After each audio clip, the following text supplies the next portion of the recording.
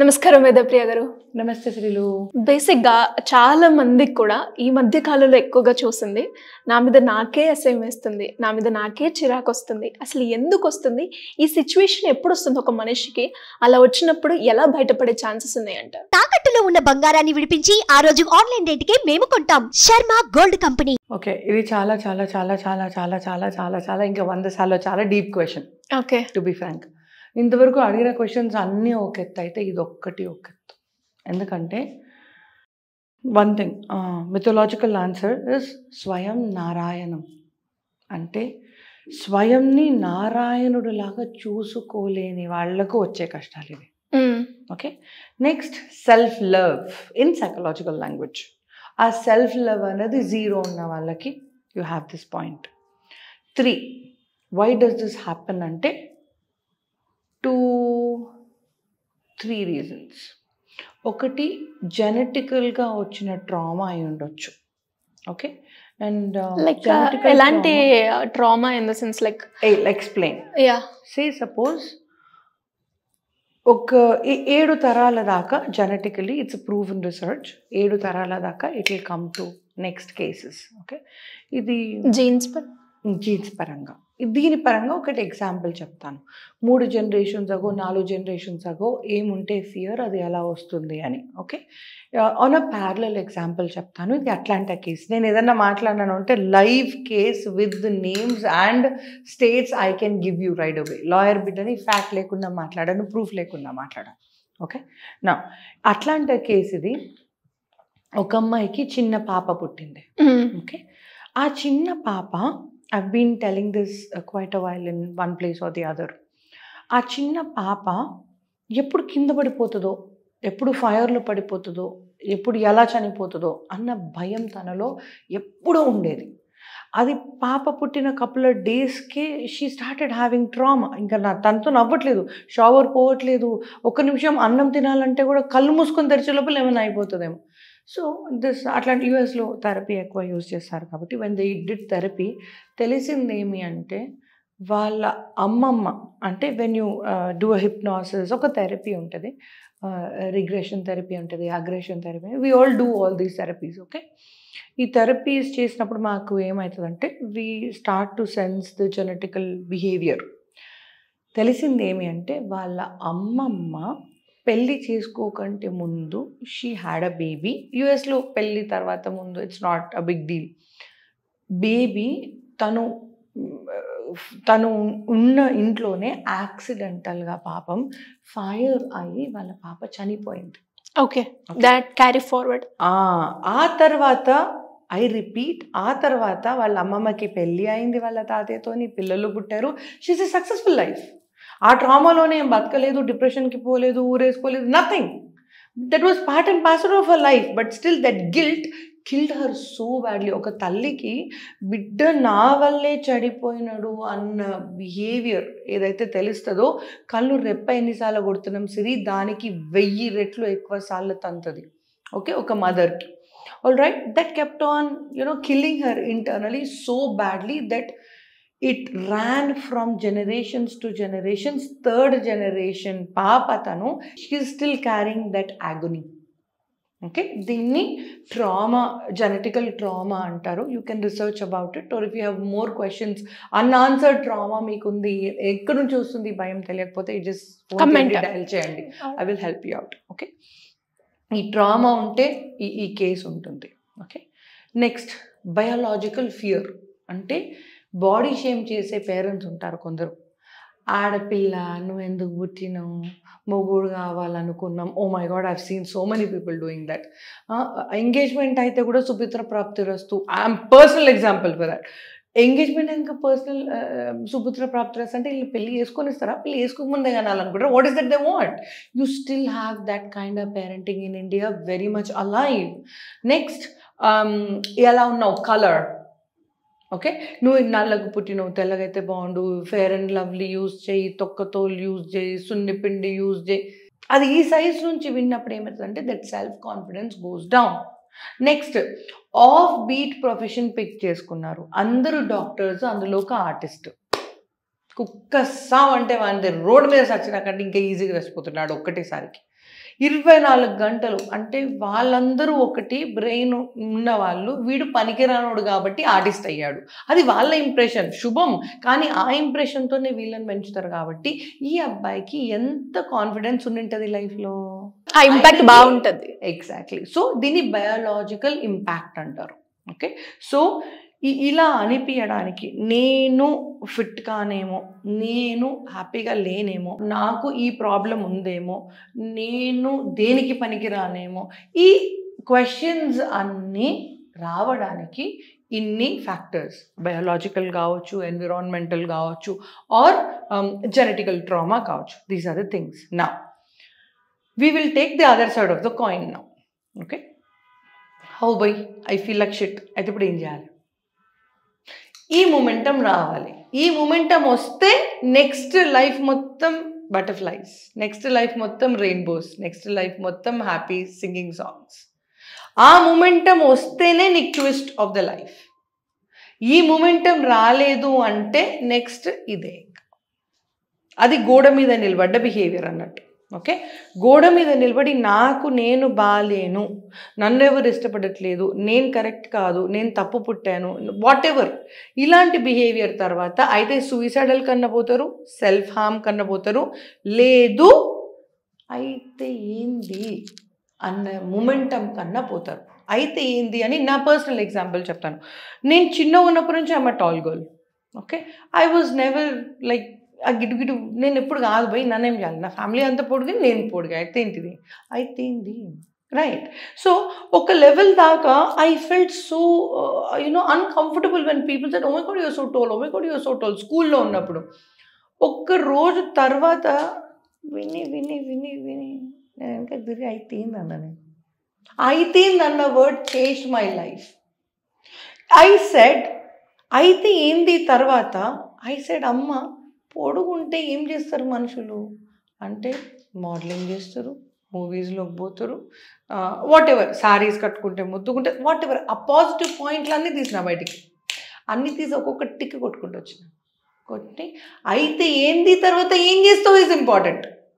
అయితే ఏంది అని అట్లనే ఉంటావా, అయితే ఏంది అని అసెట్ లాగా మార్చుకుంటావా?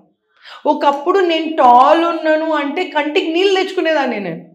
నేను టాల్ ఉన్నానంటే హౌ బే, నువ్వు కూడా నా అంత టాల్ అంటే పక్కన నిలబడి లేదా పక్కన వచ్చి కూర్చోంటాను నేను ఇవాళ. This change you have to get. It's life change, isn't it? నేను ఆ పర్సనల్ ఎగ్జాంపుల్ చెప్తున్నాను. అబ్బాయి ఇవాళ ఎవరైనా నువ్వు చాలా పొడుగున్నావు అంటే నేను థ్యాంక్ యూ థ్యాంక్ యూ. ఒకప్పుడు నువ్వు పొడుగున్నావు అంటే that guy said this, this guy said this అని మా మమ్మీ దగ్గర ఏడ్చిన రోజులు నాకు ఇంకా గుర్తుకున్నాయి. The same way, if people do not like you, ask them to go do whatever they want to do in life. Nobody has to like nobody, Siri. Nobody has to like nobody. Once again చెప్తున్నాను, ఎవరు మిమ్మల్ని ఇష్టపడే అవసరం లేదు. ఎందుకు ఇష్టపడాలి boss? ఇష్టపడ్డ తర్వాత వాడు వెళ్ళిపోతాడేమో అనే టెన్షన్ ఎందుకు ఇప్పంట నీకు? ఉంటే ఉండడు, మీకు తెచ్చట్నాడు. I am what I am. ఉంటే ఉండు, నేను నచ్చితే నాతో ఉండు, నేను నచ్చకపోతే నీ కర్మ. ఈ మొమెంటం క్రియేట్ అయిన రోజు నీకు నువ్వే అమ్మవారు, నీకు నువ్వే దేవుడు, నీకు నువ్వే everything. People will start attracting to you. People will say నేను వేదమాలా కావాలి. What did I do? I did not do anything. I only believe నేను ఉంటే నా పక్కన వాడు కూడా నవ్వాలి అన్న నమ్మకం నాకుండే కాబట్టి I make sure that you're laughing with me. I make sure that you're confident with me. I make sure that you're earning more than whatever you have earned earlier. పక్కవాడి కోసం బతకడం అనేది ఎప్పుడు వస్తుంది? నీకు నువ్వు ఎలివేట్ చేసుకోగలిగితే కదా వస్తుంది. ఇఫ్ ఐ ఫీల్ నేను అయిపోయింది, స్టోరీ అక్కడే అయిపోయింది, ఇంకా చేసేది ఏం లేదు. ఇంకేమన్నా చేసేది ఉంది అంటే ఒక కోసుకోవడం తప్ప ఇంకా చేసేది ఏం లేదు. So these are the 3 aspects of the stage. 1, నేను ఇలా ఉన్నాను, సరే ఇలా ఉన్నాను, మీరు నచ్చపోతే చచ్చిపోండి. చచ్చిపోండి, ఎవరికి ఏం కష్టమైతే లేదు. 3 రోజులు ఏడుస్తాడేమో ఏడ్చేటోడు, ఆ తర్వాత గుర్తు కూడా ఉంటుంది. అబ్బా నేనైతే ఎవరు చచ్చిపోయినప్పుడు నేనేం చీర కట్టుకున్నా నాకైతే గుర్తులేదు. ఎవరైనా చనిపోతే బాధపడ్డానేమో కానీ ఆ రోజు నేనేం చీర కట్టుకున్నా నాకైతే గుర్తులేదు. ఓకే, మీకు మీరు నచ్చకపోతే ప్లీజ్ చచ్చిపోండి. ఓకే, ఒకటేసారి చచ్చిపోండి. అబ్బా ఊరికే 100 సార్లు మీకు మిమ్మల్ని ఎందుకు చంపుకుంటున్నారు? Don't keep killing yourself. I am bad, I am this, I am that. No, sorry, you have everything God he's given you. Okay, నువ్వు ఐ ఆమ్ బ్యాడ్ అని ఆలోచించగలుగుతున్నావు అంటే ఆ ఆలోచన ఆలోచన చేసే బుద్ధి దేవుడు నీకు ఇచ్చినాడు. నేను వెన్ ఐ మీన్ సైకియాట్రీ ఎవడన్నా వచ్చి బట్టలు తీసుకొని పోయినా వాడికి తెలియదు, రైట్? వాడికంటేనైతే you are better. When somebody is raping this person, she wouldn't know, he wouldn't know. ఈ మొలాస్టింగ్లు ఎందుకు అవుతాయి సైకియాట్రీ కిడ్స్తోని? ఎందుకంటే దే డు నాట్ నో. వాడు వచ్చి కిస్ పెడుతున్నాడో తెలియదు, వాడు వచ్చి దగ్గర తీసుకుంటున్నాడో తెలియదు. అట్లీస్ట్ నీకు అదంతా తెలుస్తుంది కదా. సో నాకు కాళ్ళు లేనోడు ఉన్నాడు, కోవిడ్లో చచ్చిపోయినోడు ఉన్నాడు, నువ్వు ఇంకా బతికే ఉన్నావు. I'm sure god knows you're doing something good. Then why don't you try it man? ఒక్కసారి చచ్చిపోండి. లేదా నిమిషం మీకు మీరు చంపుకునే కంటే, బాస్ నేను ఇట్లున్నాను అట్లున్నాను మంచిగా ఉన్నాను, యాజ్ ఈజ్గా ఉండి నేను ఇంకా ఏం చేయగలను, because I'm like this, what should I do? Because I'm tall, what should I do? Because I'm short, what should I do? Boss నాకు మ్యాథ్ రాదు, అయితే నన్ను ఏమిటో చచ్చిపోమంటావా? సచిన్ టెండూల్కర్ కూడా కావచ్చు, రైట్? బాస్ నాకు డాక్టర్ గిరి రాదు, అయితే నేనేం చేయమంటావు? ఆర్టిస్ట్ కూడా కావచ్చు, right? There are 10 other ways to live life. నువ్వు ఇక్కడ ఎందుకు వచ్చినావు అన్నది నీకు నిజంగా ఆలోచన వస్తుంది, నువ్వు ఆలోచించాలనుకుంటే. నేను 100 వండి పెడతా సిరిలో, నోట్లో వేసి కుక్కుతా, but still would you enjoy that life? Would you enjoy that food? అలా కాదు. నువ్వు ఫోన్ చేసిన సిరిలు ఏం చేస్తున్నావురా అంటే, ఆకలి అవుతుంది, నడు నేను బిర్యానీ వండి పెడతా, అప్పుడు నువ్వు బిర్యానీ తిను. Would you love that? ఆబ్వియస్గా. సింపుల్. అదే బిర్యానీ, కెమికలీ స్పీకింగ్ అదే బిర్యానీ నువ్వు తినేది, కానీ ఇష్టంగా తిన్నదానికి కష్టంగా తిన్నదానికి జమీన్ ఆస్మాన్ ఫరక్ ఉన్నది. సో నీకు ఎవరైనా నచ్చపోతే అది వాళ్ళ కర్మ బా. నీకు నువ్వు I don't feel good about myself అంటే ఫోన్ తీసి డయల్ చేయకండి, చక్కగా వచ్చేసేయండి. I will tell you why is that you're not feeling good. ఒకటి. ఇంకొకటి, మీకు అత్త లేదు పాపం కష్టాలు పెట్టడానికి, ఆడబిడ్డలు లేరు మిమ్మల్ని సతాయించడానికి, పేరెంట్స్ ఉన్నారు మీకు టైంకి అన్నం పెట్టడానికి. ఇవన్నీ కష్టాలు మీకుంటే నాకు ఫోన్ చేసి వచ్చేయండి నాన్న, ఎందుకు waste your time? Yes, love yourself first. ఇంతకు ముందు మొదటిగా చెప్పినాను, మళ్ళీ ఇంకొకసారి చెప్తున్నాను, స్వయం నారాయణం.